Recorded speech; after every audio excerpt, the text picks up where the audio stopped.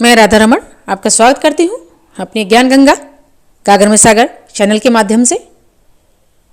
आपके लिए मैं अपने टॉप 10 सीरीज कराऊंगी। 10 क्वेश्चनों की सीरीज होगी मेरी। क्वेश्चन होंगे भाषा से ही रिलेटिव है। मैं भाषा पे करीब 100 क्वेश्चन पहले डाल चुकी हूँ और कुछ क्वेश्चन मैंने और ढूंढे हैं जो आने वाले क्वेश्चन हैं और पूछे जाते हैं अक्सर और पूछे भी जाएंगे। तो बहुत अच्छे से हम धैर्यपूर्वक होकर के इसके लिए सुनेंगे आप लोग और हम आपके लिए पढ़ाएंगे। अगर पढ़ाते समय कहीं कोई गलती मिस्टेक हो रही है लिखने में उच्चारण में तो आप बताएं कमेंट्स करके और आप धैर्यपूर्वक बैठ जाइए तटस्थ होकर के एकदम बहुत अच्छे से। तो चलते हैं अपनी क्लास की तरफ। सभी पढ़ेंगे समय व्यर्थ न करते हुए। साहित्य की रचना किस में नहीं होती है? क्वेश्चन कह रहा है कि साहित्य की रचना चाहे कोई भी साहित्य हो, चाहे हिंदी का चाहे अंग्रेजी का जैसा भी साहित्य हो, तो ये कह रहे हैं रचना किस में नहीं होती है। ऑप्शन ए भाषा, ऑप्शन बी बोली, ऑप्शन सी मातृभाषा, ऑप्शन डी राष्ट्रभाषा। तो देखिए साहित्य की रचना हमारी बोली जो है कहीं कैसी होती कहीं कैसी होती, बड़ी जल्दी जल्दी बदल जाती है। बोली जो है बहुत जल्दी जल्दी बदल जाती है। पर बोली जब एक बोली के बाद में जो एक भाषा आती है तो वो भाषा लेवल पे जब आती है तो वो उस भाषा को हर कोई समझता है। और भाषा जो है कई बोलियों से मिलकर के बनती है और 17 या 18 बोलियों से। तो जो हमारी भाषा बन करके आती है तो उस भाषा में जो क्या होता है उसमें साहित्य की रचना होने लगती है और मातृभाषा में हो जाती है और राष्ट्रभाषा में भी साहित्य की रचना होती है। तो ऑप्शन क्या निकल के आएगा? आप समझ ही गए होंगे कि जिसमें साहित्य की रचना नहीं होती है तो वो कौन सी भाषा है? तो क्या है? बोली है। आंसर क्या निकल के आएगा? बी आएगा, बोली। ठीक है।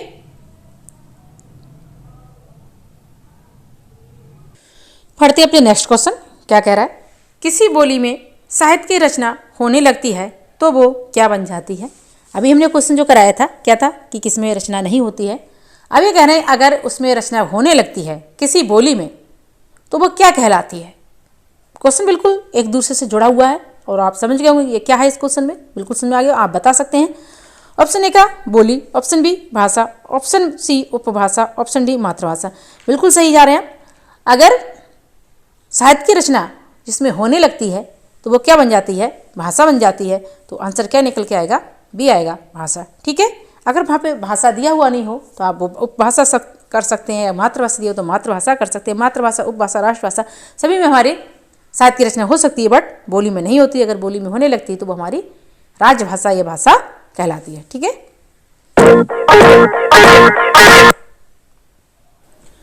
आइए करते हैं अपना नेक्स्ट क्वेश्चन। क्या है पढ़ते हैं। आइए क्या टॉपिक है? संविधान सभा में हिंदी को राजभाषा बनाने का प्रस्ताव किसने रखा? जो हमारी संविधान सभा हुई थी तो हिंदी जो थी हमारी उसके लिए राजभाषा बनाने का प्रस्ताव किसने रखा था? यहाँ पर ये पूछ रहे हैं। Option A doctor Rajendra Prasad, option B Gopal Swami Ayyangar, option C Gandhi ji, option D doctor Ambedkar. तो देखिए जो संविधान सभा में हिंदी के लिए राजभाषा बनाने का प्रस्ताव रखा गया था वो रखा था हमारे गोपाल स्वामी अयंगार जी ने। तो आंसर क्या निकल के आएगा? बी। ठीक है।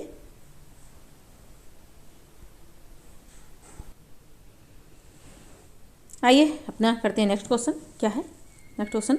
हिंदी को राजभाषा बनाने का सर्वप्रथम विचार कहाँ उदित हुआ? अभी क्वेश्चन में क्या था कि हिंदी को राष्ट्रभाषा बनाने का प्रस्ताव किसने रखा था। अब ये कह रहे हैं कि उदित कहाँ पर हुआ सबसे पहले, यानी कि कहाँ पे विचार हुआ है कि हिंदी की राष्ट्रभाषा बनाया जाए। ऑप्शन ए का Bengal, option B Bihar, option C Pune, option D Patna. तो ये कह रहे कौन से राज्य में उदित हुआ सबसे पहले? तो ये देखिए सबसे पहले उदित हुआ था बंगाल में। तो आंसर क्या निकल के आएगा? हमारा ए आ जाएगा, ऑप्शन ए। ठीक है। यहाँ पर उदित हुआ था बंगाल में। बहुत ही अच्छे क्वेश्चन है, यूनिक क्वेश्चन है। इन्हें आप करते चलिए। आइए चलते हैं अपने अपने नेक्स्ट क्वेश्चन पे। पढ़ते हैं एक भाषा के अंतर्गत क्या कई आती हैं? ये कह रहे हैं जो हमारी भाषा बनती है एक भाषा बनती है, कहने मतलब ये है कितनी उपभाषाएं या उपबोलियाँ इनसे मिलकर या इनसे मिलकर नहीं बनती है। यहाँ पे क्वेश्चन ये पूछ रहा है। तो ऑप्शन ए का उपभाषाएं मिलकर बनती है एक भाषा, ऑप्शन बी की उपबोलियाँ मिला करके बनती है एक भाषा, ये ऑप्शन सी ए बी दोनों ही नहीं, ये ऑप्शन डी ए बी दोनों ही किससे मिलकर बनती है? उपभाषाएं कई उपभाषाओं से मिलकर भाषा बनती है कि उपबोलियों से, या इनमें से किसी में से नहीं। तो देखिए कई उपभाषाएं जब मिल जाती हैं तो वहाँ पर क्या एक भाषा बनती है और 17 या 18 बोलियों से मिलकर के उपभाषा बनती है, ठीक है। और कई उपभाषा जब मिल जाती हैं तो एक भाषा बनती है। तो आंसर क्या निकल के आएगा यहाँ पे? ए आएगा, ऑप्शन ए हो जाएगा। आंसर कौन सा हो जाएगा? आंसर आया निकल के ए, उपभाषाएं, ठीक है।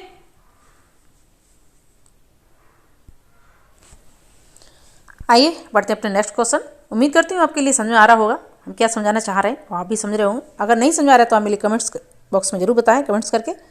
उच्चारण में या लिखने में कहीं मिस्टेक हो रही है समझने में, उस चीज़ का हम विशेष ध्यान रखेंगे। अब क्वेश्चन क्या है? एक उपभाषा के अंतर्गत क्या कई आती हैं?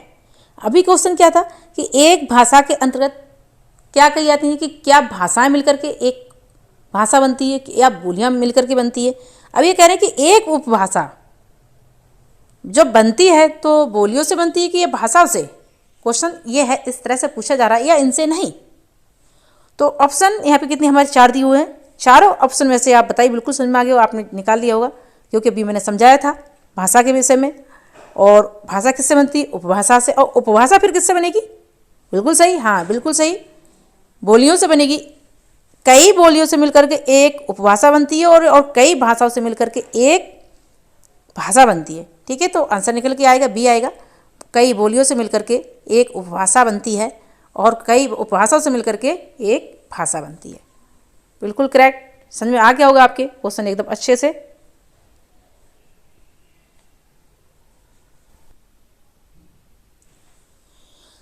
आइए अपने नेक्स्ट क्वेश्चन पे जाते हैं। क्या है? अभी भाषाओं से ही टॉपिक चल रहा है, किससे कैसे भाषा बनी, क्या हुआ। अब ये कह रहे हैं कि भाषाएं जो हैं इनका सबसे पहले वर्गीकरण किसने करा? सबसे पहले किसने उपभाषाओं व बोलियों का वर्गीकरण किया? यानी कि हमारे क्या हुए थे, साहित्यकार हुए थे। तो कौन से साहित्यकार ने सबसे पहले हमारी भाषाओं बोलियों का वर्गीकरण करा, कि अलग अलग उनका छांटा, उनके लिए अच्छे से बताया कि इसकी ये बोली है, इसकी ये भाषा इस क्षेत्र की है। ये यहाँ पे पूछा जा रहा है। ऑप्शन ए का Kulpati Mishra, option B George Abraham Grierson, option C Garcin de Tassy, option D Raja Lakshman Singh. तो ये देखिए, राजा लक्ष्मण सिंह ने भी भाषा पे काम करा था। पर यहाँ पे ये पूछ रहे हैं, इन सभी ने काम करा है भाषाओं पे, वर्गीकरण किया है। पर ये पूछ रहे हैं सबसे पहले किसने किया। तो सबसे पहले किसने किया? सबसे पहले अगर जिसने इतिहास लिखा है तो वही भाषाओं पे भी काम करेगा, चाहे थोड़ा करे या ज़्यादा करे, तभी तो इतिहास लिखेगा। तो सबसे पहले इतिहास किसने लिखा? गारसादा तासी। तो गारसादा तासी ने लिखा, तो वर्गीकरण भी यही करेंगे सबसे पहले। तो आंसर क्या निकल के आएगा? सी आएगा, गारसादा तासी।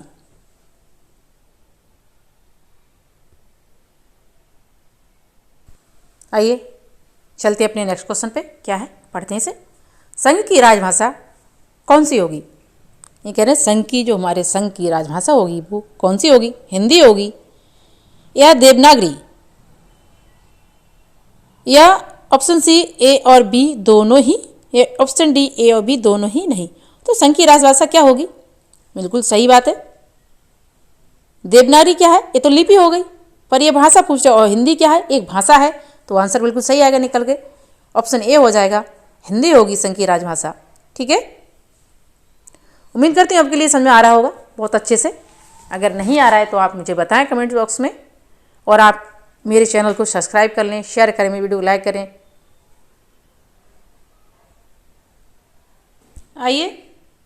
आइए पढ़ते हैं अपना नेक्स्ट क्वेश्चन। क्या है? राजभाषा का प्रयोग क्षेत्र कैसा होता है? ये कह रहे हैं हमारी जो राजभाषा है देश की, हमारी राजभाषा हमारे देश की क्या राज्य की है? हिंदी है। तो ये कह रहे हैं कि इसका प्रयोग क्षेत्र कैसा है? सीमित है क्या असीमित है, या ए और बी दोनों ही? सीमित और असीमित भी है, या ए और बी दोनों ही नहीं? यहाँ पे नहीं आने को था, लेकिन नहीं, ठीक है। तो देखिए, राजभाषा जो है राज लेवल पे ही तो बोली जाएगी, इसका क्षेत्र कैसा हो जाएगा? तो फिर सीमित हो जाएगा, बिल्कुल सही है। तो आंसर क्या निकल के आएगा? ये आएगा। ऑप्शन कौन सा सही हो जाएगा? ए सही हो जाएगा, ठीक है, सीमित। स्वागत करते हैं हम आपका अपने YouTube चैनल ज्ञान गंगा गागर में सागर में। आज के क्वेश्चन हमारे, आइए करते हैं। ब्रजभाषा बोलने वालों की कितनी संख्या? जो हम ब्रजभाषा है हमारी, जिसमें हमारा साहित्य लिखा गया है। और ब्रजभाषा के कवि कौन थे? सूरदास जी थे ना, सबसे फेमस कवि, उन्होंने अपना साहित्य लिखा है। तो ये कह रहे हैं तो इनकी बोलने वालों की संख्या कितनी है? ऑप्शन हमारी कितनी है? 4 ए बी सी डी। तो ऑप्शन कौन सा है? Option A 3 crore, option B 4 crore, option C 5 crore, option D 7 crore. तो ब्रजभाषा बोलने वालों की संख्या सीधे सीधे कितनी है? 3 करोड़ है। 3 करोड़ लोग ब्रजभाषा बोलते हैं। मथुरा, धौलपुर और आपके वृंदावन, ये सब आगरा, ये सब में हमारे क्या ब्रजभाषा ही बोली जाती है। तो हमारा आंसर क्या निकल के आएगा? ए आया, ऑप्शन ए।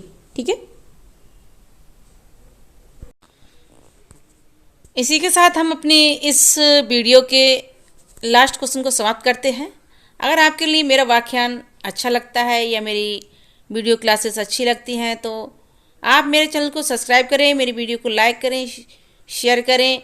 अगर कहीं कोई कमी रह जाती है उच्चारण के समय या लिखने के समय, या कोई मिसप्रिंट हो जाता है या कहीं और कोई कमी है, तो उसके लिए आप प्लीज़ मेरे कमेंट बॉक्स में जा कर के ज़रूर बताएं, तो मैं आगे से उन कमियों पे विशेष ध्यान दूंगी। और इसी के साथ अपना व्याख्यान समाप्त करती हूँ।